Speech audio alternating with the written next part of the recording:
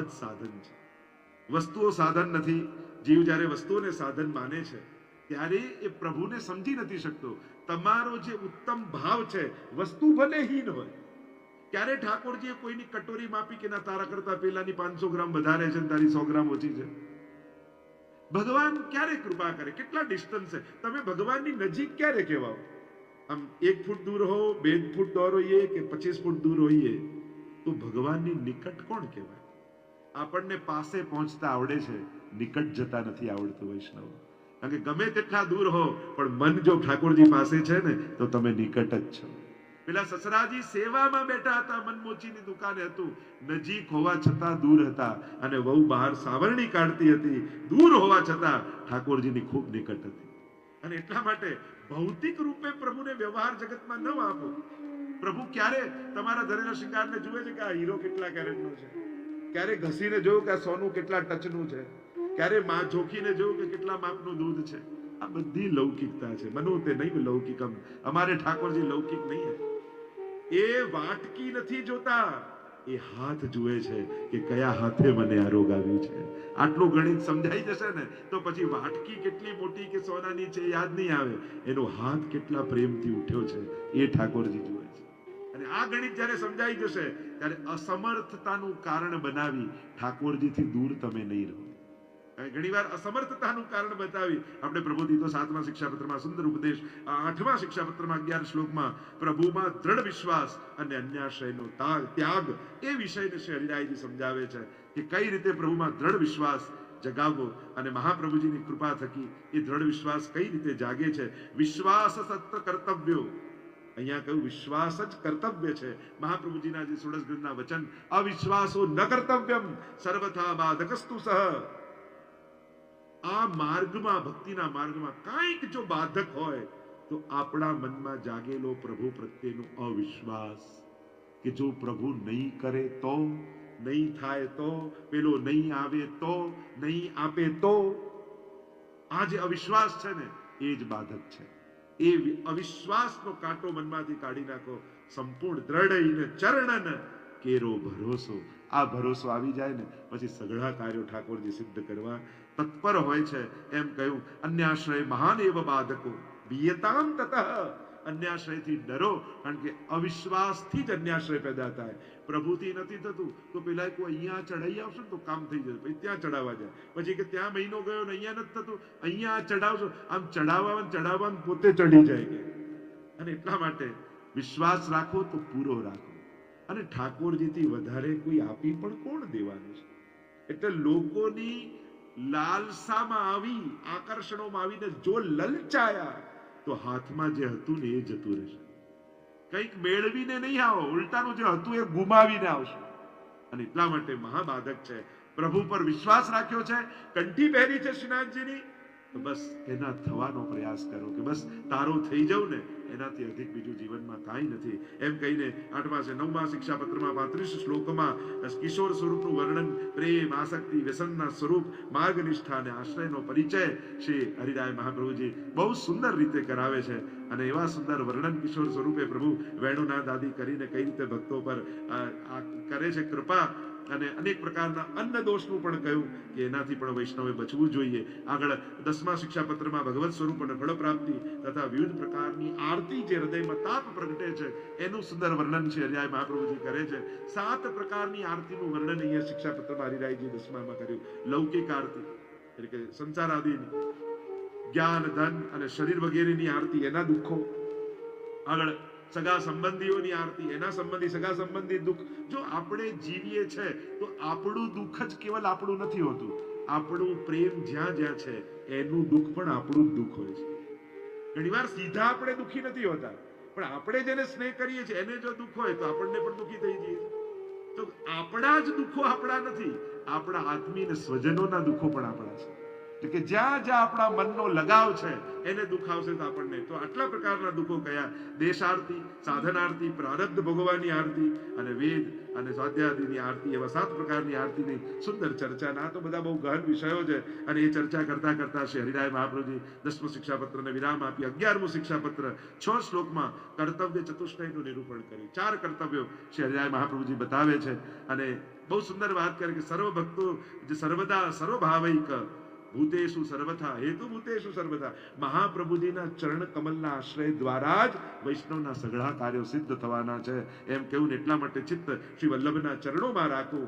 પ્રીત બધી શ્રી વલ્લભ પદસો ઓર નમન મેં આવ. સિદ્ધ ભક્તના લક્ષણ બતાવ્યા. ગુણગાનમ તથા દુઃખ ભાવનમ દૈન્યમેવ ચ તથા ત્યાગ સિદ્ધદ્રશ કૃતમેત ચતુષ્ટયમ. 4 લક્ષણ એ ચતુષ્ટય ભગવદીના છે. એક ભક્તમાં કેવા લક્ષણ હોય? પેલું કયું? ગુણગાનમ તથા દુઃખ ભાવનમ, જેના વાણીમાં સદા ભગવત ગુણગાન રહેતા હોય, વાતે વાતે જેના મુખમાંથી પ્રભુની ગુણગાન નીકળતા હોય એ ભક્ત. તથા દુઃખ ભાવનમ, બીજું લક્ષણ વૈષ્ણવનું, સદા જેના હૃદયમાં વિરહ ભાવ રહેતો હોય, પ્રભુ ક્યારે આવું લાભ આપશે, પ્રભુ ક્યારે આવી સેવા આપશે, એવો દુઃખ ભાવ, વિરહ ભાવ જેના મનમાં હોય. તથા ત્યાગ, જેના મનમાં બહુ લૌકિક આસક્તિ ન હોય. લૌકિકને ત્યાગી ન શકીએ પણ લૌકિકતાને તો ત્યાગી શકાય ને. અને જ્યારે લૌકિકતાને છોડીને જે જીવતો હોય અલૌકિકતામાં, એ વૈષ્ણવનું લક્ષણ છે.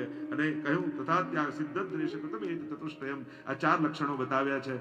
ગુણગાનમ તથા દુઃખ ભાવનમ વિરભાવ, દૈન્યમ, ત્રીજું લક્ષણ કહ્યું દૈન્ય, જેનામાં દીનતા હોય. આ 4 લક્ષણ સિદ્ધ વૈષ્ણવના છે. એમ 11મા શિક્ષાપત્રમાં સુંદર ચર્ચા કરી. 12મું શિક્ષાપત્ર એ વિરહ ભાવના દ્વારા ભગવત સ્મરણનું સુંદર ચિંતન કર્યું છે કે કઈ રીતે સ્વામીજીના ને 64 નામો ત્યાં સ્વામીજીના મુખમાંથી પ્રગટ થયા છે અને પ્રભુના અલૌકિક નામોનું ગુણગાન કઈ રીતે હરિરાયજી કરે છે. 13મા શિક્ષાપત્રમાં સર્વ સ્થળેથી ચિત્તની નિવૃત્તિ કરી અને ભગવાનના ચિત્તનો નિરોધ પ્રભુમાં કરવો, એના ઉપાય અહીંયા હરિરાયજી બતાવે છે. કાલહ કરાલહ, કાલ બહુ કરાલ છે, કોઈને છોડે એવો નથી, પણ જે પ્રભુની સન્મુખ અવતાર રાખે છે એ જ કાળના પ્રભાવથી બચી શકે છે એમ શ્રી હરિરાય મહાપ્રભુજી બતાવે છે. શ્રી વલ્લભનો આશ્રય કરવો જોઈએ. આગળ 14મા શિક્ષાપત્રમાં દુસ્સંગથી બચવા માટે અન્ય આશ્રયના ત્યાગના ઉપાય શ્રી હરિરાય મહાપ્રભુજી બતાવ્યા છે, કઈ રીતે દુસ્સંગથી બચી શકાય.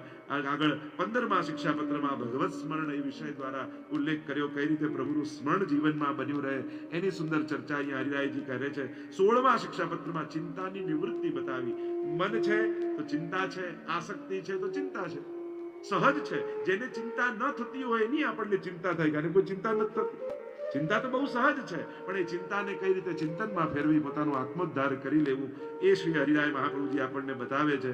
અને સુંદર ઉપાયો, એટલા સુંદર ઉપાયો. હરિરાયજીએ કોઈ એવી વાત કરી નથી કે જે આજના સમયમાં સંભવ ન હોય.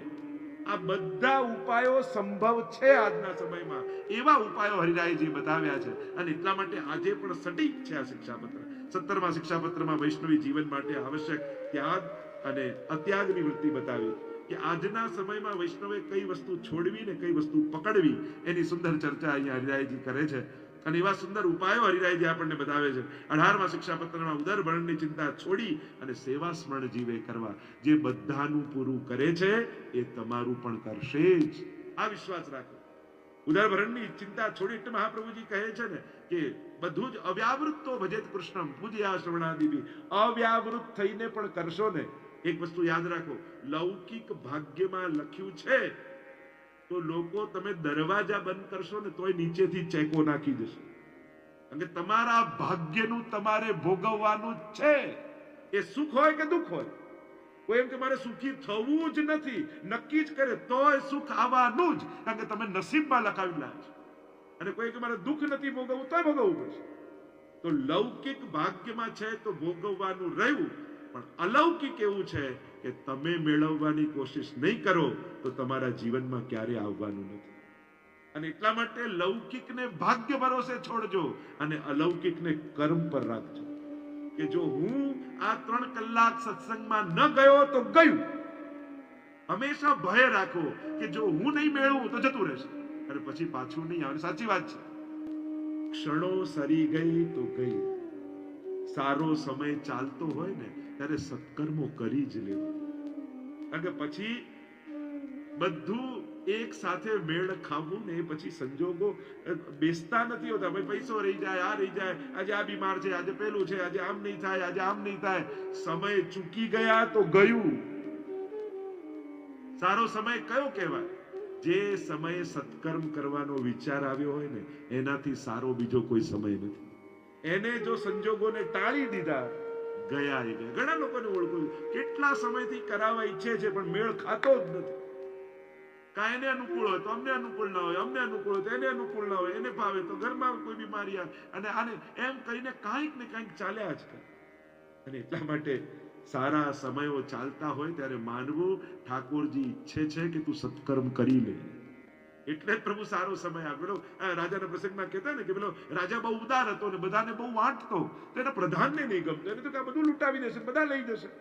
એકવાર બધું આપતો હતો ને તો ટોણ માર્યો પેલા પ્રધાન. એમ કહ્યું, મહારાજ, જો રાજાએ કહ્યું, જો બધા કેવા મારી પાસે લેવા માટે આવે છે. એટલે પ્રધાને ટોણ મારીને કહ્યું કે મહારાજ, ગોળ હોય ને ત્યાં માખી આવી જ જાય.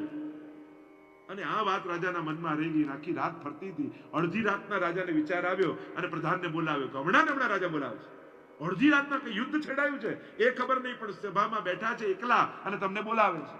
પ્રધાન તો તૈયાર થઈને દોડ્યો અને સભામાં એકલા રાજા સામે એક ટેબલ ઉપર ગોળની ઢેલી પડી. પ્રધાન કહે કે શેના માટે બોલાવ્યો? કે તે કહ્યું તું સવારે કે ગોળ હોય ત્યાં માખી આવી જ જાય. જો ગોળનો ઢેલી પડી છે ને એકે માખી નથી.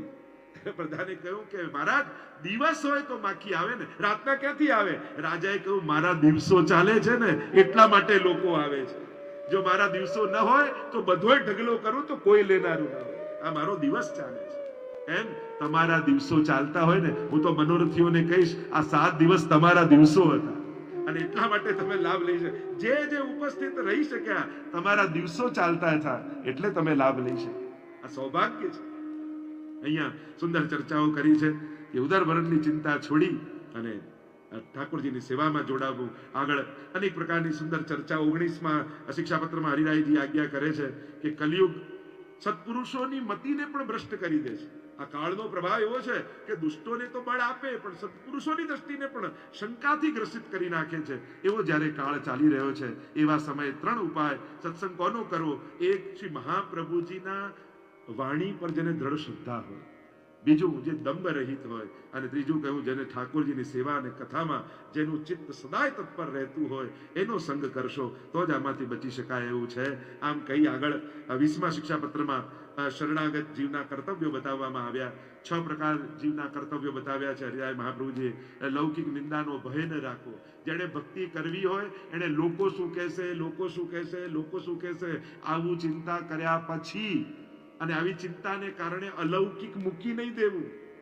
કારણ કે લોકો તમારા ગયા પછી એમ જ કહેવાય, જો આખી જિંદગી લૌકિક કરી પણ ક્યારે ભગવાનનું નામ ના લીધું, જીવનભર લેવા નહીં દે અને મર્યા પછી એમ કહે છે કે લીધું નહીં, તો આ સંસારના ભરોસે બહુ રહેશો તે તમને લૌકિકે નહીં થવા દે અને અલૌકિકે નહીં થવા દે. એના કરતા ગુરુના વચન ઉપર જીવશો તો આત્માનું કલ્યાણ થઈ જશે. અને એટલે વલ્લભની વાણી પર ભરોસો રાખીને રહો. લોકોની ચિંતા છોડી દો. કારણ કે લોકોનું બહુ સાંભળનારાઓ ભગવાનનું સાંભળવાનું ચૂકી જાય છે અને આત્મકલ્યાણથી વંચિત રહી જન્મ મરણના ચક્કરમાં પડી જતા હોય છે. આગળ કહ્યું, લૌકિક આસક્તિ છોડી ભગવદ આસક્તિ વધારવી. સતત અષ્ટાક્ષરનું સ્મરણ જીવે કરવું જોઈએ. અસમર્પિતનો ત્યાગ કરી ભગવત સેવા કરવી જોઈએ અને ભક્તિ માર્ગી પ્રકારથી ગુણગાન કરી અવિશ્વાસનો ત્યાગ કરવો જોઈએ. આમ 6 કર્તવ્યો આગળ બતાવ્યા છે. આગળ 21મા શિક્ષાપત્રમાં ચિત્ત પ્રભુમાં એકાગ્ર ન થવાના કારણો અને એના ઉપાયો બતાવ્યા હરિરાયજી. શેના કારણથી આ ચિત્ત ભગવાનમાં જતું નથી? ખબર છે કે આનાથી ઉત્તમ બીજી કોઈ સ્થાન નથી, છતાંય મન ભગવાનમાં કેમ નથી? એના અનેક પ્રકારના કારણો બતાવ્યા. 5 પ્રકારની ચર્ચા કરી છે. કાળ દોષનું પણ કારણ બતાવ્યું. આગળ 22મા શિક્ષાપત્રમાં ભાવનું સ્વરૂપ બતાવ્યું કે આ ભાવનું સ્વરૂપ શું છે. મર્યાદા માર્ગીય પ્રમાણ પ્રમેય સાધન ફળ અને પુષ્ટિ માર્ગીય પ્રમાણ પ્રમેય સાધન ફળની ચર્ચા કરી. 23મા શિક્ષાપત્રમાં ચિંતા નિવૃત્તિના ઉપાય બતાવ્યા કે આ જીવનમાં અનેક પ્રકારની ચિંતાઓ લાગી છે, એની નિવૃત્તિ કઈ રીતે થાય, એના સુંદર ઉપાયો બતાવતા ઘણી લાંબી સરસ ચર્ચાઓ કરી છે. 24મા શિક્ષાપત્રમાં ચિંતાનો ત્યાગ કરી ભગવત સેવાદી ભગવત ધર્મો કરવા એના સુંદર ઉપાયો બતાવી અને અનેક પ્રકારની ચર્ચા શ્રી હરિરાયજી કરે છે. 25મા શિક્ષાપત્રમાં શ્રી મહાપ્રભુજીના ચરણ કમળનો દ્રઢ આશ્રય કરવો એવો ઉપદેશ હરિરાયજી આપ્યો છે.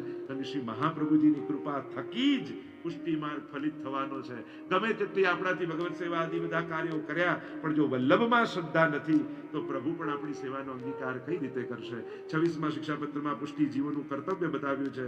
અવિરુદ્ધમ અહીંયા કહ્યું કે જે કઈ રીતે જીવનું પુષ્ટિ જીવનું સાચું કર્તવ્ય શું છે એની સુંદર ચર્ચા કરી. 27મા શિક્ષાપત્રમાં પુષ્ટિ માર્ગના બાધક 40 દોષો હરિરાયજી બતાવે. આ 40 દોષો છે અને 9 ગુણોનું નિરૂપણ હરિરાયજી કર્યું. બહુ સુંદર છે, વિચારવા જેવા છે. આ એક એક દોષોનું ચિંતન કરવા જેવું છે. ક્યાંક મારા જીવનમાં 40 માંથી કોઈ એક દોષ તો પ્રવેશ તો નથી કર્યો ને.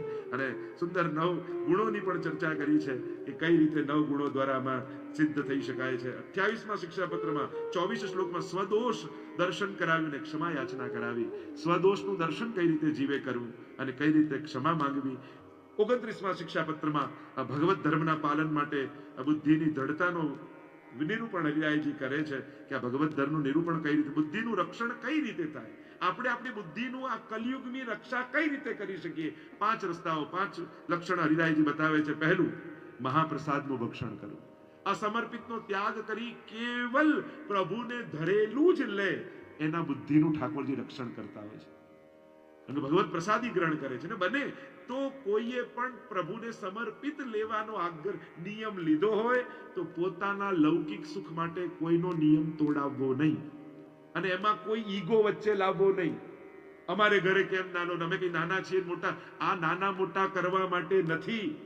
બધાને પોતાના લૌકિક વ્યવહારને ખુશ કરવા, કોઈના ધાર્મિક નિયમો તોડાવવામાં તમને મજા શું આવે છે? આટલી પણ મેચ્યોરિટી આપણા સમાજમાં નહીં. જોને ક્યાંય લેતા નથી કે કોઈ મોટું, તમે મોટા થાવ, કોણ ના પાડે છે? જો આનાથી મોટા થઈ જવા તો થઈ જાવ. અરે બીજા ધર્મોમાં જુઓ, કોઈ અઠ્ઠાઈ કરે, કોઈ વ્રત કરે ને તો એમના સંપ્રદાયના લોકો એનો વરઘોડો કાઢે કે આને ધર્મના નિયમો પાડે. અને આપણા તો કોઈ નિયમ લે ને તો એની ટીકા કરી કરી જ્યાં સુધી એને નિયમ છોડાવી ના દઈએ ને ત્યાં સુધી આપણને શાંતિ જ ના થાય. જે પાળે છે એને પાળવા દો ને, એને પ્રોત્સાહિત કરો કે ના, અમારા લૌકિક ખુશી માટે તું તારો નિયમ ના તોડતો, તે જે આટલો ઉત્તમ નિયમ, અને એવા આશીર્વાદ અમને આપ કે તારા જેવો નિયમ અમે રાખી શકીએ. એની પાસે આશીર્વાદ માંગો. કોઈ ભગવત ભજન કરે છે, કોઈ સેવા કરે છે, કોઈ ભક્તિ કરે છે તો લૌકિક ખુશી માટે અલૌકિક નિયમ તોડાઈ દેવા ના. ભલે લગન પણ હોય તો કે ના, એવો આગ્રહ અમારા માટે નિયમ બાંધછોડ ના કરતા. તમે કહો તો હવેલીમાંથી પાતળ લાવી આપીએ, તમે કહો તો ફ્રૂટ લાવી આપીએ. તમારો નિયમ ન તૂટતો હોય એ રીતે અમારી જોડે રહેજો. પણ અમારા લૌકિક પ્રસંગે આવી કોઈ ભગવદીથી ભગવાન દૂર થઈ જાય એવું કાર્ય અમારા પ્રસંગમાં ન કરતા. અમારે તો આશીર્વાદ જોઈએ છે અને કોઈના આશીર્વાદ ત્યારે મળે જ્યારે કોઈને પ્રભુ તરફ જોડે. અને એટલા માટે આપણા લૌકિક ખુશી માટે કોઈના અલૌકિક નિયમો તોડાવવાની એટલી મેચ્યોરિટી ચોક્કસ રાખો. અહીંયા સુંદર ચર્ચાઓ આવી. એક તો ભગવત, બીજું કહ્યું પ્રભુની સેવા કરવાથી બુદ્ધિની રક્ષા થાય છે. જે રોજ પ્રભુની સન્મુખ ઉભો રહે પ્રભુ એને કાળથી બચાવે છે. ત્રીજું કહ્યું સદા સત્સંગ જે કરતો હોય એની બુદ્ધિ વિશુદ્ધ રહે છે. ચોથું કહ્યું જે કૃષ્ણ કથાનું શ્રવણ સદા કરે છે એની બુદ્ધિ વિશુદ્ધ રહે છે. અને પાંચમું કહ્યું જે પ્રભુ, જેના મુખમાં પ્રભુના ગુણગાન સદા રહે છે. હરિ રસ તબહી તે જાય પૈયે. ક્યારે ભગવદ રસનું પાન થાય? સ્વાદ, વિવાદ, હર્ષ, આતુરતા, કિતને દંડ જો સહી. 29મા શિક્ષાપત્રમાં સુંદર રીતે સમજાવી. 30મા શિક્ષાપત્રમાં બુદ્ધિની રક્ષાના ઉપાય હરિરાયજી બતાવે છે, કઈ રીતે આપણી બુદ્ધિનું રક્ષણ કરવું. 31મા શિક્ષાપત્રમાં ભાવ વૃદ્ધિ અને વર્ણ વિચાર, કઈ રીતે ભાવની અભિવૃદ્ધિ થાય અને પ્રભુ જીવનું વર્ણ કઈ રીતે કરે છે એના સુંદર પ્રકાર બતાવ્યા. સાક્ષાત વર્ણ અને પરંપરાગત વર્ણ, આ બંને પ્રકારથી યમે વૈશ્ય વૃણુતે તેન લભ્ય. પ્રભુ જે જીવનું વર્ણ કરે એના પર જ કૃપા થાય. તો બે પ્રકારના વર્ણની વાત આવી, પરોક્ષ વર્ણ અને સાક્ષાત વર્ણ. પરંપરાગત વર્ણ અને સાક્ષાત વર્ણ, આ બંને પ્રકારથી જીવનું વર્ણન ઠાકોરજી કરે છે. 32મા શિક્ષાપત્રમાં પુષ્ટિ જીવના હૃદયમાં રહેલી અશુદ્ધિઓ અને શુદ્ધિનો વિચાર, કઈ કઈ અશુદ્ધિઓ જીવમાં રહેલી છે એવા 22 પ્રકારની અશુદ્ધિઓનું વર્ણન આવ્યું અને 22 પ્રકારની શુદ્ધિનું વર્ણન આવ્યું. સુંદર ચર્ચાઓ છે આ બધી. એક એક ચર્ચાઓ કેટલો વિચાર માંગી લે એવું છે. 33મા શિક્ષાપત્રમાં દીનતા અને નિસ્સાધનતાની ચર્ચા કરી. 34મા શિક્ષાપત્રમાં ભક્તિના નડતા પ્રતિબંધોને દૂર કરવાનો ઉપાય બતાવ્યો છે કે કઈ વસ્તુ ભક્તિ કરતા નડે છે અને એનો દૂર કરવાનો ઉપાય શું, કઈ રીતે આ પ્રતિબંધોથી બચી શકાય. તો કયું ભક્તિમાં આવતા પ્રતિબંધોથી બચવા માટેના ઉપાયો બતાવતા હરિરાયજી કહે ચાલો ભગવદીનો સંગ, દ્રઢ ભગવદ આશ્રય. ત્રીજું પ્રભુને પ્રભુની કૃપાની યાચના. ચોથું કહ્યું અન્ન દોષથી બચવું, સંતોષ અને વૈરાગ્ય, કામ ક્રોધ લોભનો ત્યાગ કરવો. આટલી વસ્તુથી પ્રભુની કૃપા પ્રતિબંધોથી બચી શકાય છે. 35મા શિક્ષાપત્રમાં દુસ્સંગનું વર્ણન આવ્યું. કેટલા પ્રકારના દુષ્ટોની વાત કરી તો આદિ ભૌતિક દુષ્ટ, આધ્યાત્મિક દુષ્ટ અને આદિ દૈવિક દુષ્ટ. એક છે કર્મ દુષ્ટ, બીજો છે જ્ઞાન દુષ્ટ અને ત્રીજો છે ભક્તિ દુષ્ટ. 3 પ્રકારના દુષ્ટ વ્યક્તિઓની વાત કરી છે. બહુ અદ્ભુત ચર્ચાઓ છે. 36મા શિક્ષાપત્રમાં ચિંતાઓનો ત્યાગ અને ચિંતાઓ અને તેમના ત્યાગ કઈ રીતે કરવા એના સુંદર ઉપાયો શ્રી હરિરાયજી બતાવ્યા. 37મા શિક્ષાપત્રમાં નિસ્સાધનતાનું સ્વરૂપ બતાવ્યું કે આ નિસ્સાધનતા કઈ રીતે હૃદયમાં જાગે છે.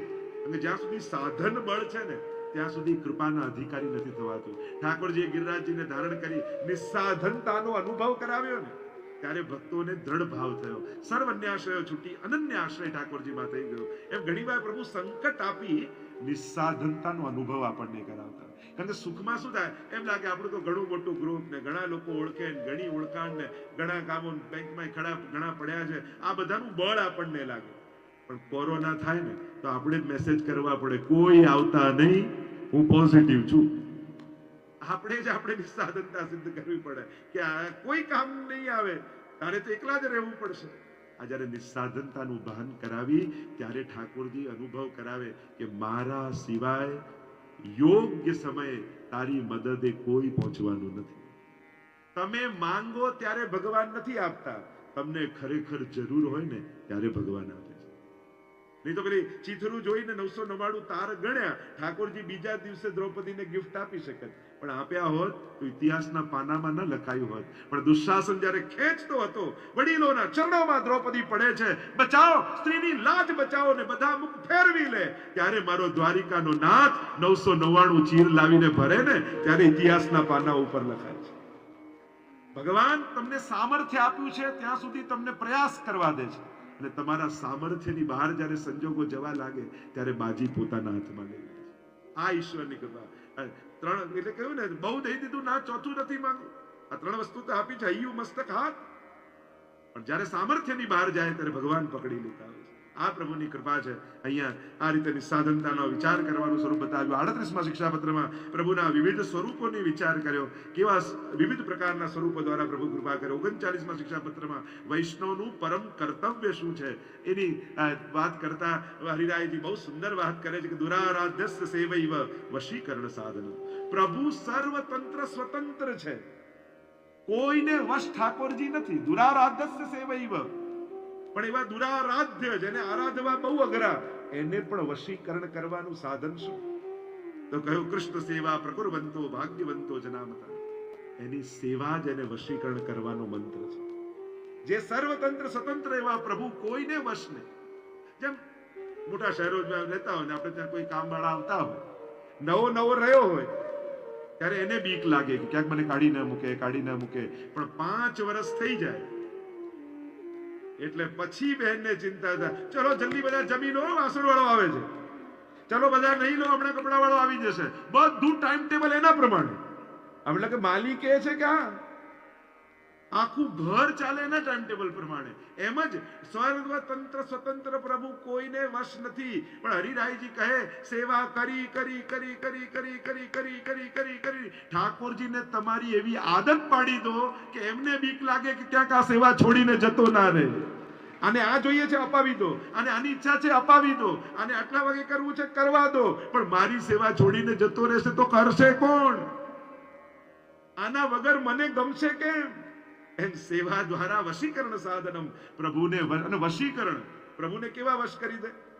બપોરના સમયે પણ લાલન જાગો હો ભયો ભોર. ઠાકોરજી કે સુરત ધાબે છે અને હો ભયો ભોર, પણ વશીકરણ સાધનમ.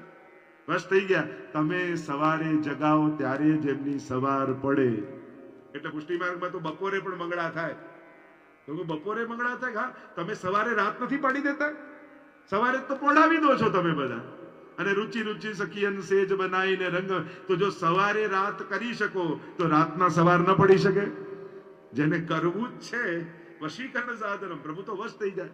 તમે મિશ્રી ધરીને પણ છાકનો જ્યારે રાજભોગના કીર્તન ગાઓ, આ ધર્યું છે, આ ધર્યું છે, આ ધર્યું છે, તો એક મિશ્રીમાં ઠાકોરજીને એ સામગ્રી દેખાય. જેમ કોઈ વશ કરી દીધો જાદુગર, અને વશ કરી દો ભાઈ કે તમે હમણાં રેગિસ્તાનમાં છો, તને ગરમી લાગે છે, ગરમી લાગવા માંડે. એ મરચું પણ તમે ઘણી વાર ખેલ જોયા હશે, પેલું વશ કરીને મરચું ખવડાવે ને કે તું મીઠાઈ ખાઈ રહ્યો છે, કેવું ગળ્યું લાગે, તો મરચું મીઠું લાગવા માંડે. હા, વશ કર્યું કહેવાય. એમ જ વૈષ્ણવને ત્યાં ઠાકોરજીને વશ કરીને મહાપ્રભુજી પધરાવ્યા છે. એટલે જે તમે દેખાડો છો એ જ ઠાકોરજીને દેખાય છે. તમે જે હારો ગાવાનો ભાવ કરો છો એવો જ સ્વાદ ઠાકોરજીને આવે છે. અને એ સુંદર વાત 39મા શિક્ષાપત્રમાં કરી. 40મા શિક્ષાપત્રમાં શ્રી હરિરાય મહાપ્રભુજી સ્વદોષ ચિંતન અને અંતઃતાપ ક્લેશનું નિરૂપણ કરે છે કે કઈ રીતે 21 પ્રકારના દોષોનું ચિંતન અહીંયા કર્યું છે. 21 દોષો જીવે ચિંતન કરવા જોઈએ. આગળ 41મા શિક્ષાપત્રમાં સિદ્ધાંતોના સારરૂપ શિખામણ શિક્ષા શ્રી હરિરાય મહાપ્રભુજી આપતા કહે છે, તસ્માદ આચાર્ય દાસસ્તુ હરિદક્ષાયમ સદા સ્થિતૈ, કે જ્યારે તમે વલ્લભના દાસ થયા છો, વલ્લભના શરણમાં આવ્યા છો, સેવ્ય પ્રભુ સ્તતો, ઠાકોરજીની સેવા કરજો, મહાપ્રભુજીની આજ્ઞાને પાળજો. અને આ જે બધું જ છે એ ઠાકોરજીનું આપેલું છે, એ સઘળું તમારું કરશે. પ્રભુ જ સઘળું કરનારા છે. આપણી ઈચ્છા, આપણા પ્રયાસોથી કાંઈ થવાનું નથી. જે થશે ભગવદ ઈચ્છાથી થશે. અને આ સઘળું ફળ શ્રી મહાપ્રભુજીના ચરણારવિંદના આશ્રય કરવા માટેથી સિદ્ધ થવાનું છે. એવો ભરોસો શ્રી હરિરાયજી શિક્ષાપત્રમાં આપે છે. અને એક એક પત્રને વાંચતા હરિરાયજી છેલ્લે શુદ્ધ ભાવ પ્રભુ સ્થાપ્યો, ન ચાતુર્યમ પ્રયોજકમ અંતર્યામી સમસ્તાનામ ભાવમ જાનતિ માનસમ. 41મા શિક્ષાપત્રમાં હરિરાયજી આજ્ઞા કરે છે, પ્રભુએ શુદ્ધ ભાવ તમારા હૃદયમાં સ્થાપ્યો છે. ચતુરાઈ કરી એને મલિન કરવાનો પ્રયાસ ન કરો. શુદ્ધતા, પવિત્રતા રૂપ ભાવ, નિર્દોષ ભાવ તમારામાં આપ્યો છે. જો વૈષ્ણવ ચતુર ભલે હોય પણ ચાલાકી નહીં કરે. સંસારમાં આપણે મૂર્ખ નથી. જો વૈષ્ણવ કોઈ મૂર્ખ ના હોય, નિર્દોષ હોય, પણ ચતુર ચિંતામણી, ચતુર હોય પણ કપટ ન હોય એના મનમાં, કાપટ્ય નહીં કરે. ચતુરાઈ કોને કહેવાય? એ સંસારમાંથી પણ રસ્તો કાઢીને ભગવાન મેળવી લેવા. વૈષ્ણવની તો એ જ ચતુરાઈ છે. એટલે પ્રભુ ઘણીવાર પરીક્ષા કરે, તું ના ફસાય, જોજે હું તને ફસાવું. તને ઘર આપું, ધન આપું, આ આપું. પ્રભુ કે ઘરમાં જ તને પધરાવી લઈશ. ધન આપશો તો એનાથી જ મનોરથો કરીશ. લૌકિક આપશો તો એને પણ સ્વજનોને વૈષ્ણવ બનાવી લઈશ. આ વૈષ્ણવની ચતુરાઈ શું? ભગવાને આપેલા સુખને આનંદમાં ફેરવતા જેને આવડતું હોય એ જ વૈષ્ણવ છે. ભગવાને આપેલા લૌકિકને પ્રભુની પ્રસન્નતાનું કારણ બનાવતા જેને આવડતું હોય એ જ ચતુર વૈષ્ણવ છે. વૈષ્ણવ કોઈ વસ્તુ કે વ્યક્તિ ઉપર લૌકિકતા અને અલૌકિકતાના સિક્કા મારેલા નથી હોતા. તમે એનો ઉપયોગ ક્યાં કરો છો એનાથી નક્કી થાય છે કે આ લૌકિક છે કે અલૌકિક. લૌકિક છે ને એ 3 પાયાની ખુરશી છે. લૌકિક. હવે એક પાયો ના હોય ને 3 પાયો તો કેવું ડગમગ્યા કરે, કટ કટ કટ કટ ડગમગ્યા જ, સ્થિર રહે જ નહીં. આપણા બધાનું લૌકિક એવું જ છે ને, ડગ્યા કરે, ડગ્યા કરે, ડગ્યા કરે. આને સુધારો તો આ બગડે, ને આ બગાડો તો આ સુધરે, ડગતું જ હોય. પણ આમાં એક પાયો જોડી દો અનો, તો એ અલૌકિકતાની સ્થિરતા તમારા જીવનમાં આવી જાય. બસ શિક્ષાપત્રનો આ જ સાર છે. લૌકિકતાથી શરૂ થયેલી યાત્રા અલૌકિકતામાં જઈને સ્થિર થઈ જાય, એ જ શિક્ષાપત્રનું ફળ છે. ચિંતાથી શરૂ થયેલી યાત્રા ચિંતનમાં જઈને વિરામ પામી જાય, એ જ શિક્ષાપત્ર છે. મોહથી શરૂ થયેલી યાત્રા મોહનમાં જઈને શાંત થઈ જાય, એ જ શિક્ષાપત્ર છે. ઉદ્વેગથી શરૂ થયેલી યાત્રા ઉત્સવમાં ફેરવાઈ જાય, એ જ શિક્ષાપત્ર છે.